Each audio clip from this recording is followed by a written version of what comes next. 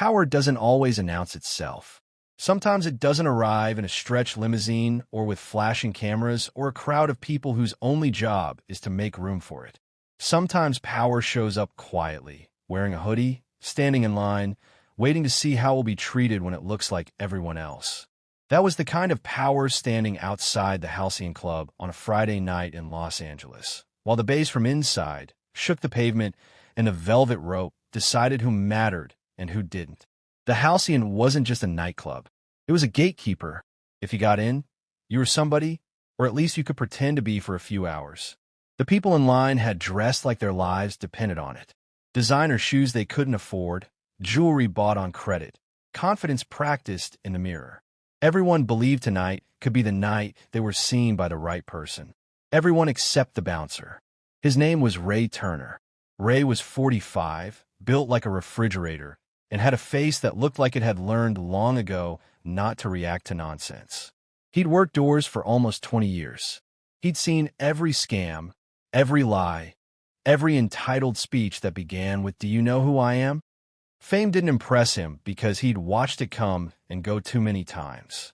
One bad decision, and the same people who were worshipped tonight would be forgotten by next year. Ray checked IDs like a machine. Glance, nod, stamp, wave through, or shake his head and point away. No emotion, no drama. The rules were simple. Be on the list, look right, behave right. The list mattered most. Around midnight, a black SUV pulled up quietly near the curb. Not the flashy kind with tinted windows and security hopping out first. Just a clean, unassuming vehicle that blended into traffic.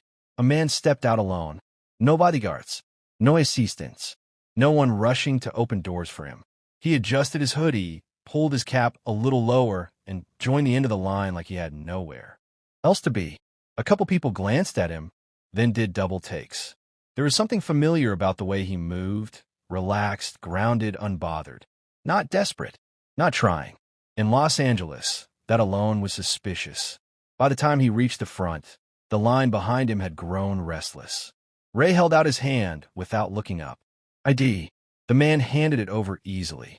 No sai, no yoke. Ray scanned it quickly. The name didn't register.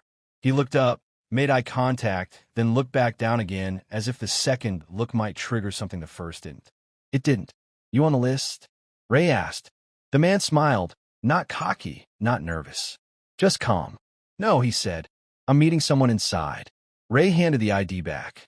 Everybody's meeting someone. The man chuckled softly, like he'd heard that before. Fair enough. Ray gestured to the side. Not tonight. For a second, the man didn't move. Not because he was offended, but because he was curious. People usually reacted fast. Anger, begging, name-dropping. This man just studied Ray, like he was watching a movie scene unfold and wanted to see how it ended. You serious? The man asked. Dead serious. The man laughed quietly to himself, shook his head, and stepped aside. The next group surged forward, relieved that the delay hadn't affected them.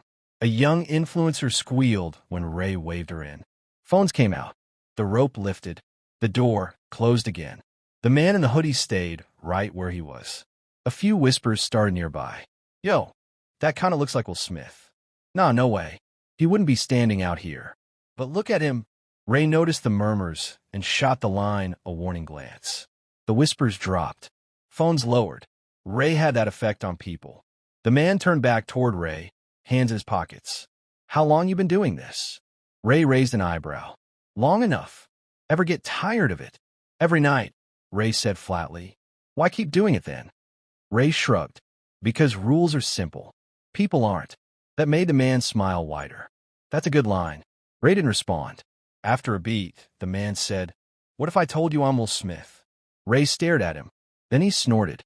Then I tell you I met Spider-Man last weekend. The man laughed out loud this time. Not offended. Amused. You don't think I look like him? Ray shrugged again. Half this city looks like somebody. A drunk guy in line leaned over. Bro, that is Will Smith. Ray didn't even look at him. Keep it moving.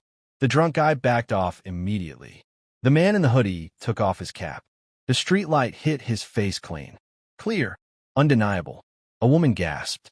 Someone whispered his name out loud like they were afraid it might summon something. Ray looked again. Really looked. There it was. The resemblance wasn't vague anymore.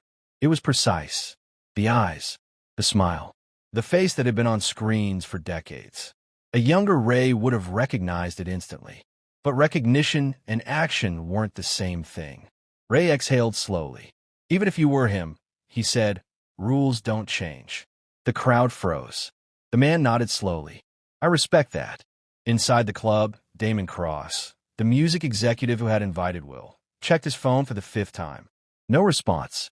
Annoyed now, he stood up and started toward the exit, annoyed that one of the biggest stars in the world was apparently late. Outside, the man extended his hand. Name's Will. Ray hesitated for a fraction of a second, then shook it. Firm. Equal. Ray. They held the handshake just a beat longer than necessary. Something passed between them. Respect. Recognition. Not of fame, but of principle. Ray's earpiece crackled. Ray, what's happening out there? Ray glanced at Will. Guy claiming he's Will Smith. Silence. Then is it? Ray answered honestly. Could be. Another pause. Longer this time. Let him in. Ray released Will's hand and lifted the rope. You're good. Will didn't move. Ray frowned. Problem? Will smiled. Nah, just wanted to see if you'd fold. Will's smile lingered after the words, you'd fold. It wasn't smug. It wasn't triumphant. It was thoughtful, like he just confirmed something he already suspected. Ray, on the other hand, didn't smile at all. He simply nodded once, the way men do when they recognize something real and don't feel the need to dress it up. Around them, the crowd buzzed with barely contained excitement.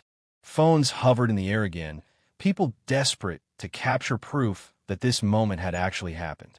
Ray shot them a look, and just like that, the phones lowered. Fame might bend people, but discipline still scared them. You didn't hesitate, Will said. Not even when folks started whispering. Ray shrugged. Whispers don't pay my bills.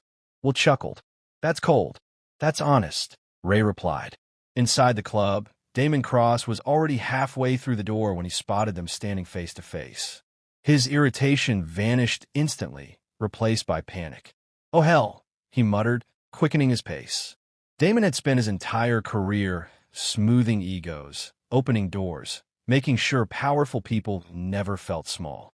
Seeing Will Smith standing outside a nightclub like a regular guy felt like watching gravity reverse. Will, Damon called out, loud enough to cut through the bass. Man, what are you doing out here? Will turned, spreading his hands, apparently waiting my turn. Damon laughed nervously, then shot Ray a sharp look. You know who that is, right? Ray met his gaze calmly. I do now. Damon looked like he wanted to explode. Then why? Will held up a hand, stopping him. He did exactly what he was supposed to do.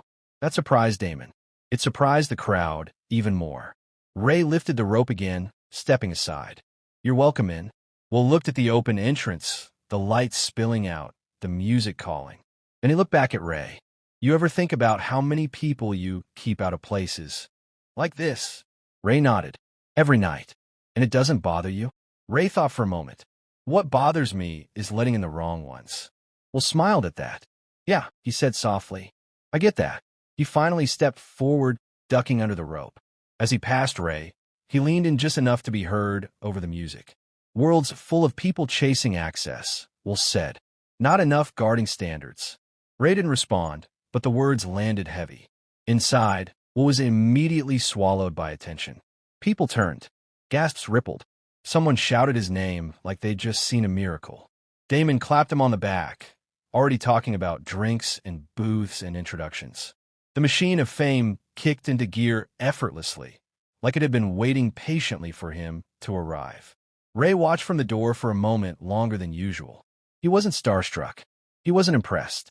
But something about the interaction stuck with him like a pebble in his shoe. He'd turn away athletes, politicians, people who swore they could ruin him with one phone call. Most of them had folded, yelled, threatened, begged. Will Smith hadn't done any of that. He'd waited, watched, tested. The line moved again. Another ID, another face. But the whispers didn't stop. People leaned toward Ray now, curiosity burning. Was that really him? Someone asked. Ray handed back an ID. Next. An hour later, the crowd thinned. The night settled into its usual rhythm. Ray relaxed slightly, muscles still alert, eyes scanning automatically. Then he heard his name. Ray. He looked up. Will stood there again, this time without the hoodie. No capítulo. Just him. The music thumped behind him, but he seemed strangely detached from it now. You good? Ray asked. Yeah, Will said. Just wanted to say something before I dip. Ray nodded, stepping slightly aside, so they weren't blocking the entrance. You know, Will continued, most people I meet treat me like a memory, or a favor, or a ladder. Ray listened. You treated me like a man standing in front of you, Will said. That's rare. Ray shrugged again, though his posture softened. Didn't know you were special. Will laughed. That's the point. He reached into his pocket and pulled out a folded card, holding it out. Ray hesitated, then took it. No obligation, Will said quickly. Just if you ever want a different door. Ray glanced at the card but didn't open it yet. Appreciate it, Will nodded. Take care of yourself, Ray. Then he disappeared back into the night, just another man walking toward an SUV, the crowd barely noticing this time. Ray unfolded the card slowly. A name, a number, Notaites. He slipped it into his pocket, returned to his post, and lifted his chin as the next guest stepped forward. ID. The word came out of Ray's mouth the same way it always did, flat, practiced, automatic, but this time it felt heavier, like it carried more weight than a plastic card ever could. The guy standing in front of him fumbled nervously through his wallet, clearly aware that something unusual had just happened at this door. Everyone was. The line wasn't just a line anymore. It was an audience pretending not to stare. Ray checked the ID, nodded, and waved the man through. Business as usual, or at least that's what it looked like from the outside. But inside Ray's head, the night had shifted. He found himself paying closer attention to the people approaching him now. Not their clothes, not their confidence, their reactions, the subtle stuff. Who said thank you? Who avoided eye contact? Who leaned in a little too close, like proximity alone could buy privilege? Fame had just tested him and passed. Now everyone else felt like a quiz afterward. About 20 minutes later, a man in an expensive blazer stepped up, already smiling too wide. ID, Ray said. The man laughed. Come on, man. I'm with Damon. Ray held out his hand, unmoved. ID. The smile faltered. The man pulled out his wallet, suddenly aware. That tonight wasn't going to be one of those nights. Ray checked it, shook his head, and pointed away. But not tonight. The man stormed off, muttering under his breath. A year ago, Ray might have felt the familiar flicker of doubt. Did I just mess something up? Tonight, there was nothing. Just calm certainty. He thought of Will's words. Not enough guarding standards. Inside the club, Will leaned against the VIP railing, watching the crowd move like a living organism. He'd done this 1,000 times. Rooms bending toward him, conversations pausing, eyes following.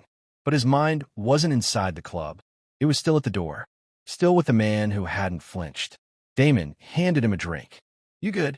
Will nodded, distracted. Yeah, just thinking. About what? About how rare it is, Will said, to meet someone who doesn't need something from you. Damon laughed. Man, you're in the wrong building for that.